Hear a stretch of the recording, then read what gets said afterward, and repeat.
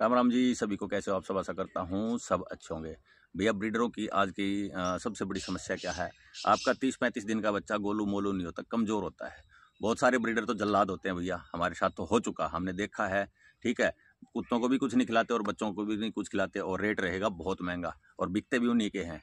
क्योंकि उनके झूठ बोलना, उनको बकवास करना, उनको झूठी बातें, झूठे वादे करके बच्चा चिपका देना उनका काम है, और कस्टमर को भी वही चीज़ें अच्छी लगती हैं। लेकिन मैं बताता हूँ, आज जो भैया अपना ईमानदारी से ब्रीडिंग करना चाहता है और जो अपने डॉग्स की अच्छे से सेवा करता है और जो बच्चों की पपीज़ की भी अच्छे से सेवा करता है, उन सब के लिए जानकारी दूंगा मैं।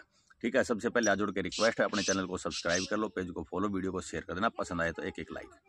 भैया सबसे पहले तो आपको 20 से 25 दिन का बच्चा हो जाए, उससे पहले बच्चे को कुछ नहीं खिलाना है, कोई फीडिंग नहीं करानी, सिर्फ मदर के नीचे रखिए, मदर की सेवा कीजिए, मदर को ज़्यादा से ज़्यादा खिलाइए, फीड का इस्तेमाल कम करना है। ठीक है, दूध दीजिए, दही दीजिए, पनीर दीजिए, बनाना शेक दीजिए, और भी कुछ दे सकते हो आप, बहुत सारी चीज़ें घरेलू हैं, सब्जियां भी दे सकते हो आप। तो इसमें क्या है, जब आपका बच्चा 20 से 25 दिन हो जाएगा, सबसे पहले डिवार्मिंग बच्चे की बहुत ज़रूरी है। और डिवार्मिंग जब आपको करनी है तो भैया लिक्विड होता है छोटा छोटा, उसके साथ लिक्विड के साथ इन्हीं बच्चों की डिवार्मिंग करनी है, चाहे वो कोई भी ब्रीड है, लैब्रा, जर्मन शेफर्ड है, पिटबुल है, चाहे जो भी है।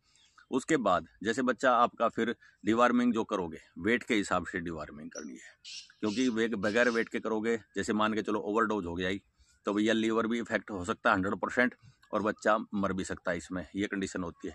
और मान के चलो कम मात्रा में दिया गया, कम मात्रा में डिवार्मिंग हुई, तो भैया डिवार्मिंग कंप्लीट हुई नहीं, तो कोई फ़ायदा नहीं हुआ, वहाँ पर नुकसान है। तो जब भी बच्चे की डिवार्मिंग करनी है, वेट करने के बाद, वजन करने के बाद ही डिवार्मिंग की जाती है। उसके बाद सबसे पहले तो आपने क्या भैया, सुबह में खाली पेट अपने पपीज़ को दही खिलाइए।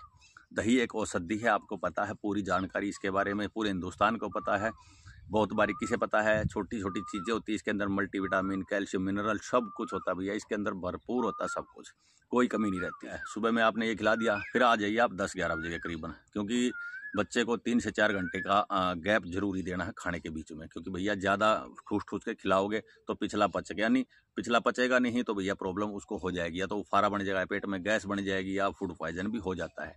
ठीक है, तो उसके बाद आ जाइए, जो आपने सुबह 6-7 बजे दही खिला दी, 10-11 बजे के करीबन उसको फीड दीजिए। और सेरेलैक आप यही इस्तेमाल कीजिए जो स्क्रीन पे देख रहे हो, क्योंकि भैया जो ये सेरेलैक है ना, यही बहुत बढ़िया, रिजल्ट भी अच्छा है, मैं खुद इस्तेमाल करता हूँ, और पचता भी बहुत अच्छे से है डॉगी को, पपीज़ को भी। ठीक है, और फीड का कम से कम इस्तेमाल करना है आपने, क्योंकि फीड के अंदर भैया स्टोराइड होता है, जो पहलवान इस्तेमाल करते हैं, जो जिम में बच्चे जाते हैं, या जो कंपटीशन खेलते हैं, जो अपनी बॉडी को मजबूत दिखाने के लिए, तो उसके अंदर स्टेरॉइड इस्तेमाल करते हैं, वो इंजेक्शन में इस्तेमाल होता है। लेकिन यहाँ पर फूड कंपनी कोई भी हुई, हर एक कंपनी स्टेरॉइड का इस्तेमाल करती है, जिससे आपका बच्चा गोलू मोलू बन जाए। सबसे बेस्ट है इसमें रॉयल कैनन की कंपनी है, जो इसमें स्टेरॉइड की मात्रा और कंपनियों से ज़्यादा इस्तेमाल करती है, और इसीलिए ये महंगा भी होता है, और महंगा इसलिए भी होता है बाहर से आता है। ठीक है, तो इसका इस्तेमाल कम से कम करना है। बच्चा तैयार कर लिया, मेहनत कर दी, गोलू मोलू हो गया, कस्टमर को दे दिया, लेकिन कस्टमर को यहाँ पर प्रॉब्लम आएगी ही आएगी, क्योंकि जो आपके पास वो खाना खा रहा था ना, वही खाना अगर उसको चलता रहेगा तो बच्चा रहेगा हेल्दी। लेकिन अगर वो जाके चेंज करते हैं, या दूसरा माहौल में दूसरा खाना खिलाने की कोशिश करते हैं, बच्चा 100% बीमार होता है। तो जितने इतने बड़े बड़े रिंकलों वाले होते हैं ना, ये बच्चे उसी के इस्तेमाल से तैयार होते हैं। छोटी सी जानकारी थी, क्योंकि मैंने बहुत लॉस झेला है।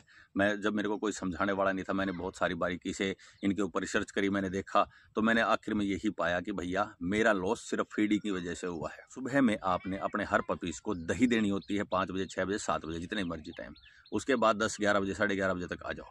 10-11 बजे के आसपास क्या है, आपने फीड का कम इस्तेमाल करना, थोड़ा देना है, और सेरेलैक का ज़्यादा, जो आपको स्क्रीन पे दिखाई दे रहा है। ठीक है, इसके बाद आता है 2-2:30 बजे, 3 बजे का टाइम।